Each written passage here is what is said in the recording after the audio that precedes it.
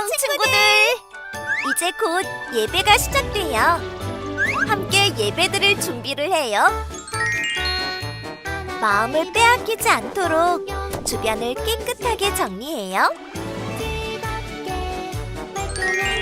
깨끗하고 단정한 옷을 입어요. 예배 시간에는 돌아다니거나 눕지 않아요. 음식도 먹지 않아요. 찬양은 큰 소리로, 기도는 아멘, 말씀은 두 귀를 쫑긋. 준비되었나요? 내 마음에 하나님만 가득한 예배 시간. 예수님과 함께 예배드려요. 예배 속으로 출발! 하늘에 계신 우리 아버지의 이름을 거룩하게 하시며 아버지의 나라가 오게 하시며 아버지의 뜻이 하늘에서와 같이 땅에서도 이루어지게 하소서. 오늘 우리에게 일용할 양식을 주시고 우리에게 잘못한 사람을 용서해 준 것 같이 우리 죄를 용서하여 주시고 우리를 시험에 빠지지 않게 하시고 악에서 구하소서. 나라와 권능과 영광이 영원히 아버지의 것입니다. 아멘.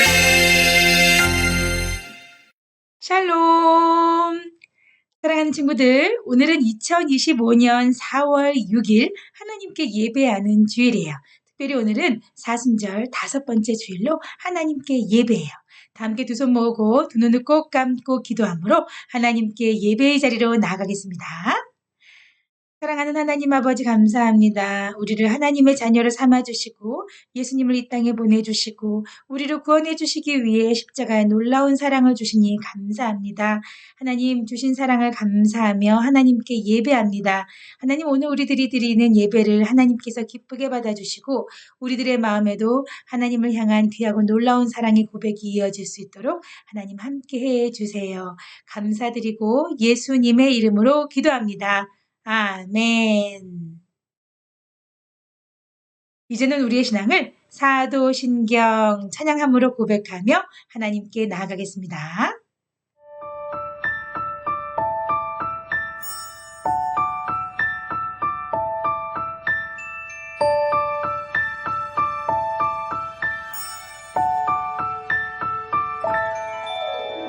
나는 전능하신 아버지 하나님 천지의 창조주를 믿습니다.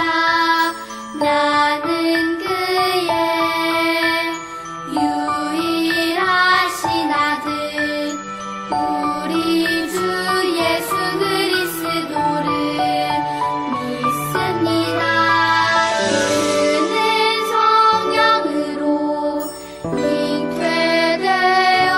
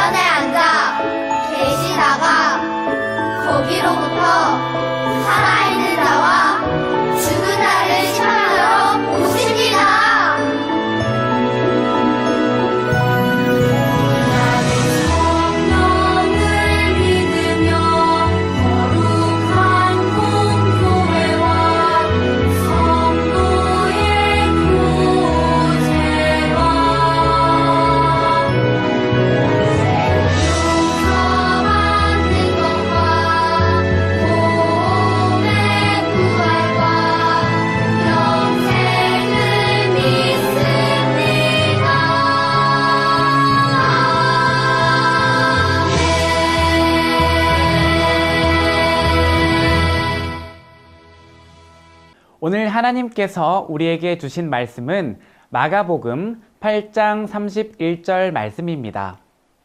하나님의 말씀을 읽겠습니다. 인자가 많은 고난을 받고 장로들과 대제사장들과 서기관들에게 버림바 되어 죽임을 당하고 사흘 만에 살아나야 할 것을 비로소 그들에게 가르치시되 아멘. 이것은 살아계신 하나님의 말씀입니다.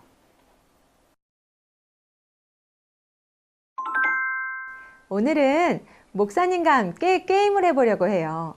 바로 이미지 연결하기 게임이에요. 화면에 어떤 단어가 나오면 그 단어와 비슷한 느낌, 이미지를 가진 단어를 찾으면 돼요. 여러분, 이 단어를 보면 어떤 이미지가 떠오르나요? 이제 목사님이 준비한 단어를 보여줄게요.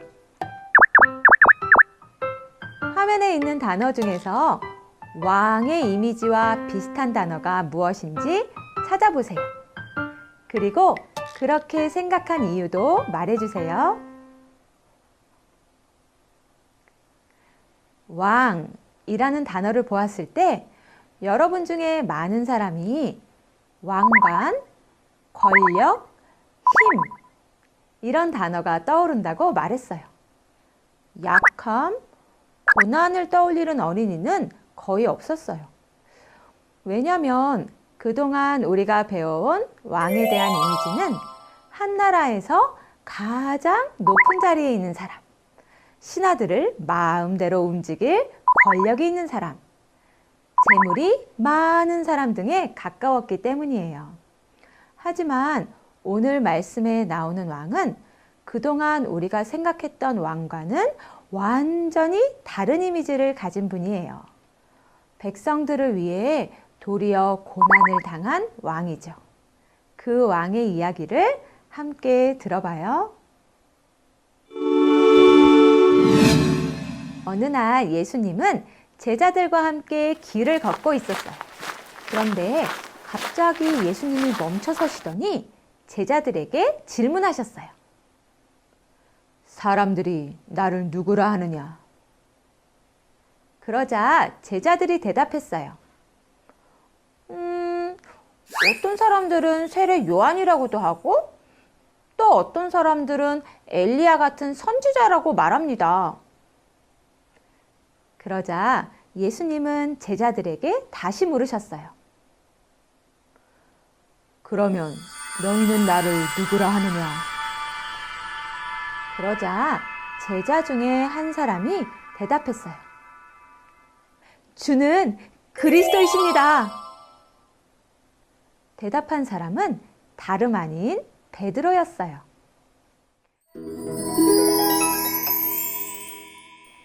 그리스도는 기름 부음을 받은 자라는 뜻이에요.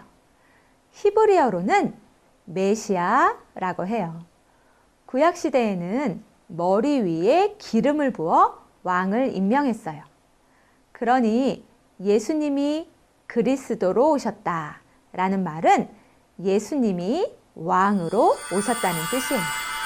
결국 베드로의 대답은 예수님이 세상을 구하기 위해 왕으로 오셨다라고 하는 놀라운 고백이었던 거예요.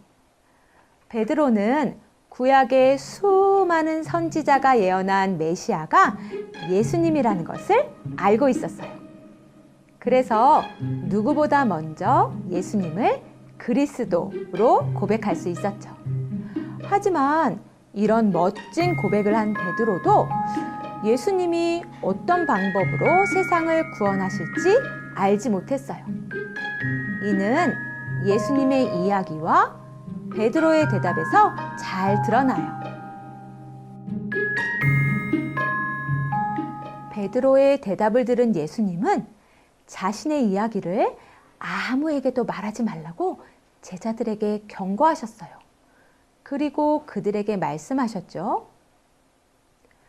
나는 많은 고난을 받고 장로들과 대제사장들 그리고 율법학자들에게 버림을 받게 된다. 그들의 손에 죽었다가 사흘 뒤에 살아날 것이다. 이 말씀은 예수님이 자신의 순환과 부활을 처음으로 제자들에게 알려주신 거예요. 말씀을 들은 베드로는 예수님을 꼭 붙들고 예수님에게 항의했어요. 절대 그런 일이 일어나서는 안 돼요. 펄쩍펄쩍 뛰며 왕으로 오신 예수님이 왜 고난을 받고 죽어야 하는지 따져 물었죠. 누군가는 어떻게 예수님에게 따져 물을 수 있는지 의아해야 할지도 몰라요. 그러나 당시 베드로로서는 당연한 반응이에요. 당시 사람들이 기대하는 왕은 모든 전쟁을 승리로 이끌고 백성들을 지킬 강인한 모습이었거든요. 모든 사람을 지켜야 할 왕이 고난을 받고 죽음에 이르다니, 아무리 예수님의 말씀이라도 베드로는 받아들일 수가 없었을 거예요. 예수님은 그런 베드로를 꾸짖으며 말씀하셨어요. 사단아, 내 뒤로 물러가라. 너는 하나님의 일을 생각하지 않고 사람의 일만 생각하는구나. 베드로는 예수님의 죽음을 말도 안 되는 일이라 여겼을 뿐인데 예수님은 베드로를 사탄이라고 부르셨어요. 여러분의 생각에는 베드로의 생각이 예수님에게 사탄이라고 꾸짖음을 당할 만큼 잘못되었나요? 예수님이 베드로를 이같이 꾸짖으신 것은 베드로가 하나님의 뜻을 따르지 않았기 때문이었어요. 예수님이 고난을 받게 되는 이유는 그분이 잘못을 저지르거나 사람들에게 미움받을 만한 일을 해서가 아니에요. 하나님의 뜻이었기 때문이죠. 예수님은 자신이 받게 될 고난과 죽음이 모두 하나님의 뜻이라는 것을 알고 계셨어요. 예수님은 고난을 당하고 결국 십자가에 달려 죽으시기까지 하나님의 뜻을 이루기 위해 이 땅에 내려오셨어요. 여러분, 베드로는 분명 예수님을 그리스도라고 고백했지만 그 고백에 담긴 참된 의미를 몰랐어요. 우리에게 구원자를 약속하신 하나님의 뜻도 알지 못했죠. 예수님은 그저 전쟁을 이기기 위해 오신 이스라엘의 왕이 아니에요. 그보다 더 놀라운 하나님의 계획을 가지고 이 세상에 오신 왕이랍니다. 예수님은 모든 사람을 죄에서 구원하려는 하나님의 계획을 쫓아 십자가에 달려 죽으시고 사흘 만에 다시 살아나셨어요.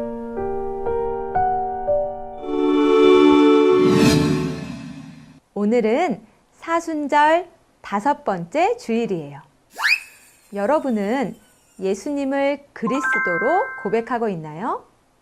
혹시 베드로처럼 하나님의 뜻을 알지 못한 채 주는 그리스도입니다 라고 고백하고 있지는 않나요?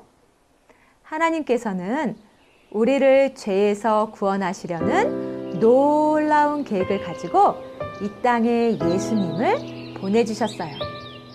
예수님을 그리스도로 고백할 때마다 우리를 구원하시려는 하나님의 뜻을 기억하기 바래요. 또 자신의 아들을 보내시기까지 우리를 사랑하신 하나님의 크신 사랑을 누리기 바래요. 더 나아가 하나님께서는 지금도 자신의 뜻을 이루어가고 계세요.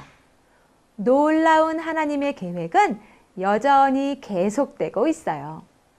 하지만 우리는 하나님의 계획과 뜻을 헤아리지 못할 때가 많아요. 때로는 우리가 기대하지 않았던 일이 일어나기도 해요. 또 베드로처럼 하나님에게 따져 묻고 싶기도 해요. 그럴 때마다 오늘 예수님이 베드로에게 하신 말씀을 떠올려 보세요. 그리고 지금 머릿속에 가득한 생각이 하나님의 뜻인지 아니면 내가 바라는 것인지 고민하기로 해요.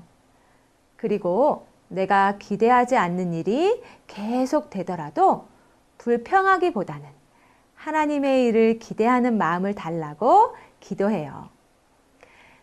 자신의 아들을 이 땅에 보내시기까지 우리를 사랑하시는 하나님의 계획을 헤아릴 수 있도록 기도하는 여러분이 되기를 바라요.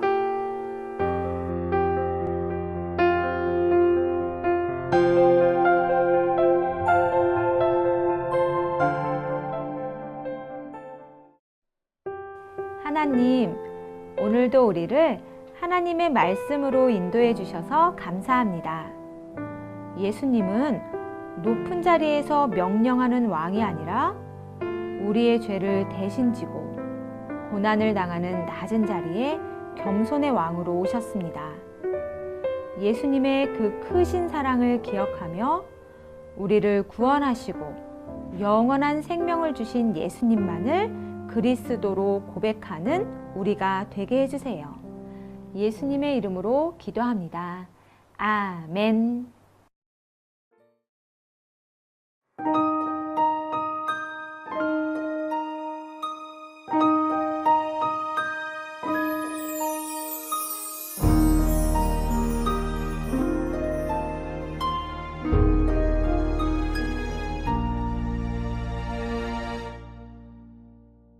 드려요 내 마음 드려요 내 사랑 나를 사랑하시는 하나님께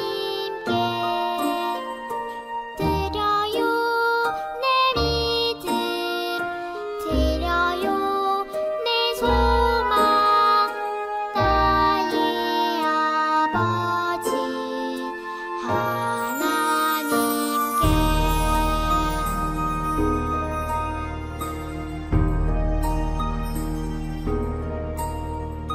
드려요 내 마음 드려요 내 사랑 나를 사랑하시는 하나님께 드려요 내 믿음 드려요 내 소망 나의 아버지 하나님께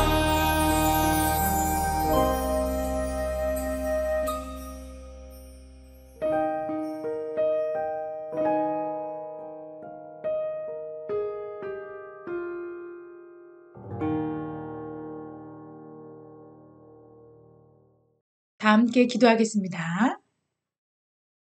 주 예수 그리스도의 은혜와 하나님의 사랑과 성령의 교통하심이 우리를 구원해 주시기 위해 십자가 지신 예수님의 귀한 사랑을 깨달으며 감사함으로 살기로 다짐하는 사랑하는 친구들 머리머리 위에 지금으로부터 영원토록 함께 하옵시기를 간절히 축원하옵나이다. 아멘.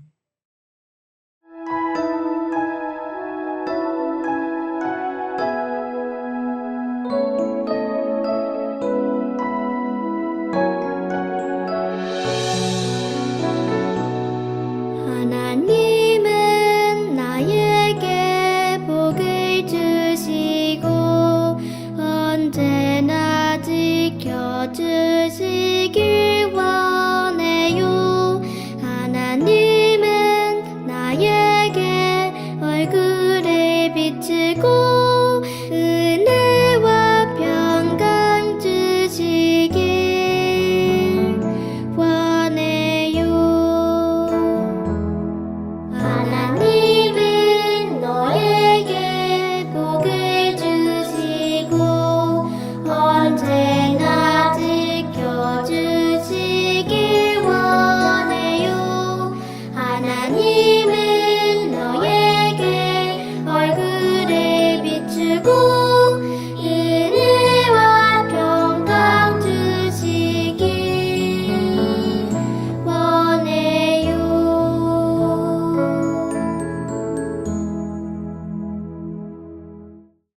아멘. 함께 예배한 친구들 최고예요. 감사합니다. 자, 오늘은 사순절 5번째 주일로 하나님께 예배했어요. 다 함께 하나님께 예배하며 하나님께서 들려주신 귀한 말씀을 통해서 우리 친구들은 무엇을 깨닫게 되었나요? 오늘 본문에서는 예수님께서 제자들에게 물으셨어요.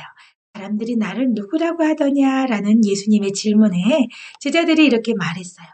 누구는 예수님을 세례 요한이라고 해요. 누구는 예수님이 엘리야래요.